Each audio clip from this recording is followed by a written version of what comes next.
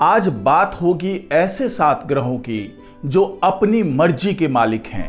वो किसी planetary system का हिस्सा नहीं है, वो किसी तारे की परिक्रमा नहीं करते, वो किसी के अधीन में नहीं हैं, वो किसी भी ग्रेविटी से बंधे हुए नहीं हैं।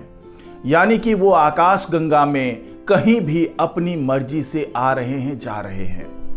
तो वैज्ञानिकों ने ऐसे 7 ग्रहों का पता लगाया है जो इसी कैटेगरी के ग्रह हैं, यानी आवारा ग्रह हैं। और इसको पता लगाने में उनका साथ दिया है यूक्लिड स्पेस टेलीस्कोप ने। इस टेलीस्कोप ने उन 7 ग्रहों के बारे में बहुत ही बारीकी से बताया है और ये भी बताया है कि इन ग्रहों पर दिन नहीं होता, कोई साल नहीं होता, लेकिन हो सकता है कि वहां पर जीवन की मौजूदगी हो। तो कौन से ये ग्रह हैं और किस तरीके से वैज्ञानिकों ने इन्हें ढूंढा है, आइए जानते हैं इस वीडियो में। नमस्कार, मैं हूं डॉक्टर सुरजीत सिंह और आप देख रहे हैं महाना मिस्ट्री। अगर आपने अभी तक इस चैनल को सब्सक्राइब नहीं किया है तो सब्सक्राइब कर लीजिए और अगर आपको ये वीडियो अच्छा लगे, ये जानकारी अच्छी लगे तो इसको लाइक कीजिए, शेयर कीजिए और कमेंट जरूर कीजिए। तो आज जिन 7 ग्रहों की बात होगी वो किसी भी प्लैनेटरी सिस्टम का हिस्सा नहीं है। जिस तरीके से हमारा सौर मंडल है, इसमें 8 ग्रह सूर्य की परिक्रमा कर रहे हैं। सभी 8 ग्रहों पे दिन होता है, रात होती है, साल होता है। भले साल का जो उसकी जो अवधि है, उसका जो टाइम है वो अलग अलग होता है, लेकिन यहां पर सभी चीजें एक व्यवस्था के अनुरूप होती है। और वैज्ञानिकों ने जिन 7 ग्रहों के बारे में बताया है वो ऐसी किसी व्यवस्था का हिस्सा नहीं है। वो आवारा ग्रह हैं, वो बिल्कुल मुक्त ग्रह है, स्वतंत्र ग्रह हैं, अपनी मर्जी के मालिक हैं। और इसको यूक्लिड स्पेस टेलीस्कोप ने ढूंढ कर निकाला है। और वैज्ञानिकों का दावा है कि अगर हम केवल अपने आकाशगंगा की बात करें, अपने मिल्की वे की बात करें, तो यहां पर इस तरह के खरबों ग्रह हो सकते हैं। जी हां, खरबों ग्रह, यानी इनकी तादाद बहुत ज्यादा है। ऐसे ग्रह जो हो सकता है कि पहले कभी किसी प्लैनेटरी सिस्टम का हिस्सा रहे हों, लेकिन अब वो किसी भी प्लैनेटरी सिस्टम का हिस्सा नहीं है, बिल्कुल आजाद है, बिल्कुल स्वतंत्र हैं। वैज्ञानिकों ने बताया कि पिछले हफ्ते यूरोपीय स्पेस एजेंसी ने यूक्लिड टेलीस्कोप के पहले साइंटिफिक रिजल्ट रिलीज किए। इस टेलीस्कोप को पिछले साल जुलाई में लॉन्च किया गया था और जिन 7 आवारा ग्रहों का पता लगा है वो गैस के विशाल ग्रह हैं, जैसे हमारा जुपिटर है। हालांकि इनका द्रव्यमान बृहस्पति से कम 4 गुना ज्यादा है।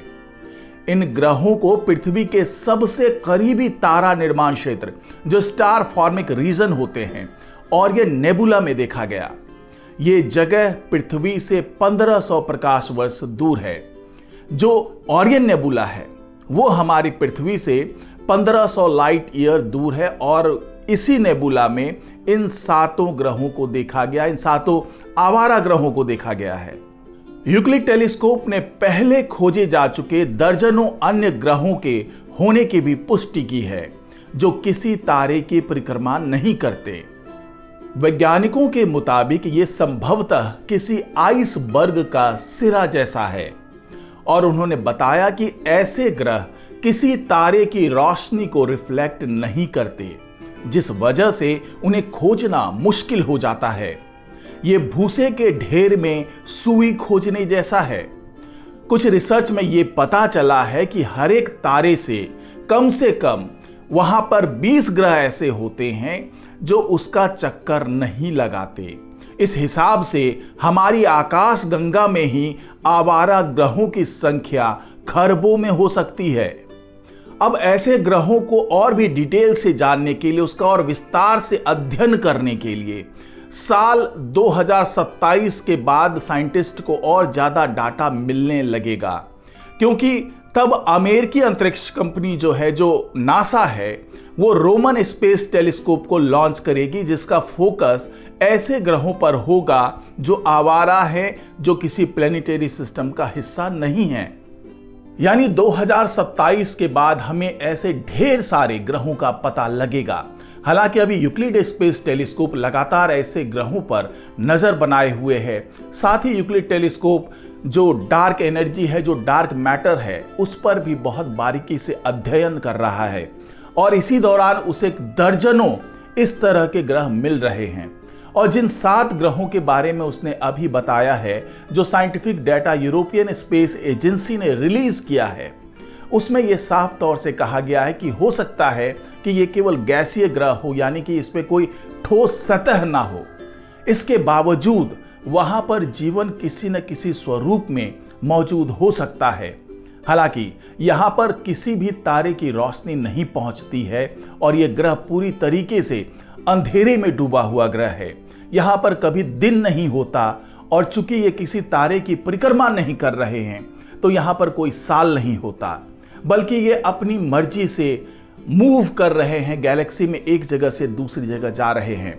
हालांकि इसके बारे में वैज्ञानिकों ने यह भी बताया कि ऐसे ग्रहों की उम्र बहुत ही मतलब बिल्कुल अनप्रिडिक्टेबल होता है, क्योंकि ये हो सकता है कि जिस तरीके से स्वतंत्र रूप से वो मूव कर रहे हैं, वो किसी तारे के संपर्क में आ जाए, किसी ब्लैक होल के संपर्क में आ जाए, तो वो पूरी तरीके से खत्म हो सकता है, वो ध्वस्त हो सकता है, विध्वंस हो सकता है ऐसे ग्रहों का।